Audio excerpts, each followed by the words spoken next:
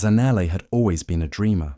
Growing up in the warm, dusty town of Mzuzu, Malawi, she would sit under the mango tree behind her house with her old sewing machine, stitching together pieces of fabric into something beautiful. She didn't have much. No big studio, no fancy tools, just her hands, her heart, and a deep love for African fashion. She dreamed of building her own brand, one that told stories through bold colors and patterns. Her designs weren't just clothes, they were pieces of her soul. Every evening she would talk about her dreams with her best friend, Lerato. They had grown up like sisters, sharing everything from school lunches to secrets. Zanele trusted her completely. She would show Lerato her sketches, talk about future plans, even her ideas for a name and logo. They laughed together, dreamed together, and promised to build something big someday. But what Zanele didn't know was that behind Lerato's warm smile was a different plan. While Zanele thought she was sharing ideas with her sister in spirit, Lerato was quietly memorizing every detail, the stitching patterns, the fabric choices, even the color combinations that Zanele had spent months perfecting. And she never said a word. Zanele was so full of hope, she never imagined betrayal could come from someone she loved like family. But the truth was already unfolding, quietly, in the background. The seeds of heartbreak had already been planted, and soon her world would change in ways she couldn't yet see. A few weeks later, Zanele walked into the local market like she always did, just to see what was trending, maybe get some fabric or ideas. But what she saw that day stopped her in her tracks. Right there, in the middle of the busy market, was a beautiful boutique stall with her designs, her exact designs. The same shapes, the same stitching, even the same colors she had carefully chosen for her dream collection. At first, she thought maybe someone had been inspired by her work, but then she saw the name on the banner, Lerato Designs. Zanele felt her heart drop. Her head started spinning. She moved closer, hoping this was just a mistake. But no, everything was hers. The dresses hanging on display were her sketches brought to life. The branding looked almost identical to what she had shared with Lerato in their late-night chats. Even the little slogan printed on the tags, that was hers too. Lerato stood there, smiling and chatting with customers like nothing had happened. She didn't even look guilty. And worse, people were buying. The boutique was busy. Women were trying on the clothes and calling Lerato a genius, saying they'd never seen anything so stylish. Some even said, "This is going to change fashion in Mzuzu."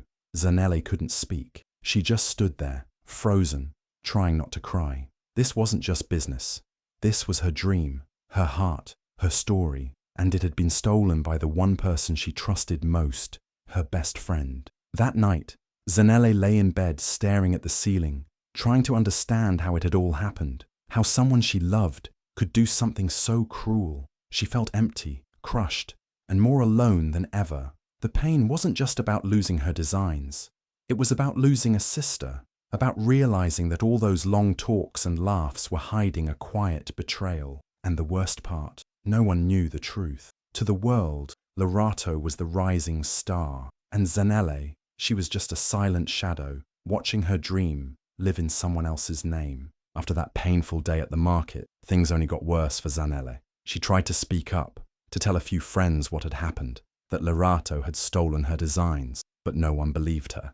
People rolled their eyes or changed the subject. Lerato, she could never, they said. On social media, Lerato was being called a fashion queen, a stylish genius, a young African designer to watch. Influencers were tagging her. Even local radio stations were talking about her incredible creativity. Zanele watched it all unfold with a heavy heart. She saw her own work being celebrated under someone else's name, and it hurt more than words could say. She wanted to scream, to tell the world, "That's my design!" But every time she tried, someone would shut her down. Even her own aunt said, "You're being dramatic. Just let it go. Focus on something else." It got worse when customers started cancelling their orders with Zanele. People who used to cheer her on now called her a copycat. One woman messaged her saying, "Stop stealing Lerato's ideas. It's embarrassing." Zanele didn't know how to respond. Her phone stopped ringing. Her small backyard workshop, once full of laughter and humming from her sewing machine, fell completely silent. Days passed like fog. Zanele barely ate. She just sat there, wondering how everything had gone so wrong. Her passion, her identity. It felt like it had all been erased. Then one evening, just as the sun was setting, her phone buzzed with a message from a number she didn't recognize. She almost ignored it, but something made her open it. The message read, "I saw your original designs a few months ago. They were beautiful. I know your work. I know the truth. Don't give up. You have something real. Can we talk?" Zanele stared at the screen, her heart beating faster. It was the first time someone had seen her. Not the drama, not the rumors, but her work. For the first time in weeks, she felt a tiny spark of hope. Just one message. But maybe, just maybe, it was the beginning of something new. The message that lit a spark in Zanele's heart came from a woman named Mzuzu, someone she had only heard about in magazines and business talks. A legend in the African fashion world, Mzuzu was known across the continent for building brands from nothing and helping young women rise. Zanele couldn't believe it when they finally spoke on the phone. Her voice was calm but powerful. She said, "Zanele, I've seen your original work before anyone else even knew your name. You have something rare, real talent. Don't let anyone steal your light." Zanele's eyes filled with tears. No one had said something kind to her in weeks. Just hearing those words made her feel alive again. Then Mzuzu added, "I'm willing to help you. I'll mentor you. I'll invest in you. But there's one rule, no shortcuts. If you rise, rise right. Build something no one can take from you." That moment changed everything. Zanele wiped away her tears and got back to work. This time, with a different kind of energy, stronger, wiser, and more focused. She dug out her old sketches, updated her ideas, and gave her brand a new name, Zanele. It was bold, African, and fully hers. She registered the name, got her designs trademarked, and made sure no one could steal from her again. With the money Mzuzu gave her, she bought better fabric, upgraded her tools, and hired 2 young women from her neighborhood who also dreamed of being designers. Her small backyard turned into a buzzing little workshop again, full of color, music, and hope. This time, every thread had a purpose. Every design told her truth, and something had changed inside Zanele too. The pain hadn't disappeared, but it had become fuel. She was no longer trying to prove anything to the world. She was building something for herself, something real, something lasting. Zanele was no longer just a girl with a sewing machine. She was becoming a force, the kind of woman who doesn't just come back. She rises, louder, brighter, unshakable. And this was just the beginning. Zanele's comeback was not quiet. It was bold, colorful, and full of pride. When she launched her new brand, Zanele, it wasn't just about fashion anymore. It was a movement. Her first collection told a story through every stitch. Strength, survival, and African beauty. She used rich fabrics with vibrant patterns, all inspired by women she grew up around. Aunties, grandmothers, neighbors. Each piece had a name, a message, a soul. The launch event was small but powerful. It wasn't held in a fancy hotel or big showroom. It took place in the same backyard where her journey had started. But this time, it was decorated with lights, woven baskets, fresh flowers, and loud music. Models walked proudly in her clothes, tall, short, curvy, slim, all shades of African beauty. Zanele stood to the side, watching it all with tears in her eyes. She had done it. She had rebuilt herself from the ruins. She made sure everything was protected this time. Her name was trademarked, her designs registered, and her story shared online with full honesty. She wasn't afraid to talk about what happened with Larato. In fact, she used it as part of her brand's voice. Zanele, born from truth, made with fire. Soon, the internet started noticing. Influencers in Ghana posted photos wearing her bold wrap skirt. A fashion blogger from South Africa wrote, "Zanele is what African fashion has been waiting for." Orders started coming in from different countries. Her tiny workshop couldn't keep up, so she trained more women in her community to help sew, cut, and pack. Zanele became more than a brand. It became a sisterhood. People were inspired not just by her clothes, but by her story. Girls who had been afraid to chase their dreams started messaging her. Women who felt invisible started wearing her designs and standing taller. Zanele, the girl who once sat crying in silence, had now become a symbol of power. And through it all, she stayed grounded. She didn't brag or boast. She just worked harder, smiled more, and kept her promise to herself. This time, I rise right. While Zanele's star was rising, things on Lorato's side started to quietly fall apart. At first, it wasn't obvious. Her boutique still looked polished, and she still posted on social media like everything was perfect. But behind the pretty photos and filters, cracks were forming. Customers began to notice something strange. Her new collections felt empty. The colors didn't pop. The patterns felt recycled. The clothes didn't have the spark they once did. Slowly, the compliments turned into silence. Then came the whispers. Her stuff looks the same every time. Nothing fresh. Feels like she's just copying trends now. Online reviews started dropping. People left comments like, "Not worth the price," and "no originality." A few even mentioned Zazaware, saying, "If you want real style, go to Zanele." The vendors she relied on noticed too. Without strong demand, they raised their prices. Lorato struggled to pay on time, and the best materials slipped out of her reach. Even her once loyal staff started looking elsewhere. Some were tired of the tense energy in the shop. Others had heard about Zanele's growing business and wanted to be part of something exciting and real. One by one, they left. And when one of her top designers, someone Lorato had trained from the beginning, left to join Zazaware, it felt like a slap. That same week, Lorato stood in her boutique alone, staring at racks of clothes that no one was buying. The shop felt colder, quieter. She tried to act like nothing was wrong. More selfies, more hashtags, but inside, she knew. The magic she once borrowed from Zanele had run out. Because she never created it, she had only copied it. And copying can only take you so far. Lorato had built her business on someone else's dream. And now, with nothing original left to show, it was all slowly slipping through her fingers. No loud drama, no headlines, just silence, the kind that feels heavier than words.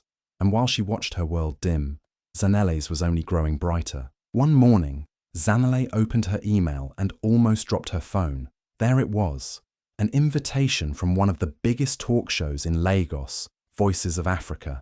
They wanted her to come on as a guest and share her story. At first, she thought it was a scam. Why would a huge show in Nigeria care about a small-town designer from Mzuzu?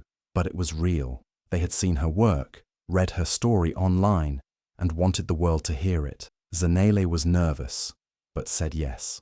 A few weeks later, she flew to Lagos. Her first time on a plane, first time out of Malawi. Everything felt big and fast. The lights, the cameras, the studio. It was all so different from her quiet workshop back home. When the host welcomed her on stage and said, "This is Zanele, the woman who turned betrayal into beauty," the whole audience clapped. Zanele took a deep breath and began to speak. She didn't hold back. She talked about the sewing machine in her backyard, about the dreams she whispered to her best friend, about the heartbreak of seeing her work stolen. Her voice shook at times, but she kept going. Then she spoke about rising again, how a message from a stranger turned into mentorship, how she started Zazaware, and how she built something real, something no one could ever steal again. "I didn't just survive," she said. "I rebuilt, and I made sure I rose with truth." By the time she finished, the audience was on their feet. People were crying, clapping, cheering. The show ended, but Zanele's story didn't. The clip went viral that same night. On Instagram, Twitter, TikTok, everyone was talking about the woman who turned pain into power. Sales tripled overnight.